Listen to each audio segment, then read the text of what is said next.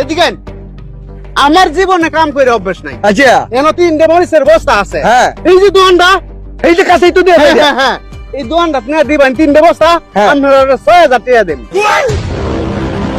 কি থাকো ভাই লই লাও তিনটে মইতের বস আর ভিতর 6000 মরিছে এটা না বুঝছো এই বেকার লোক তো 6000 টাকা দিব ভাই হুনাই হ্যাঁ। আমরা হতাই কামলা দিয়ে অভ্যাস বুঝছো হ্যাঁ। এই তিনটে বস আমরা দিকে 6000 টাকা নিতাছি আর একবার 10000 নিছে জীবন নিতো আমি এ কমে ভাইছি তাইলে।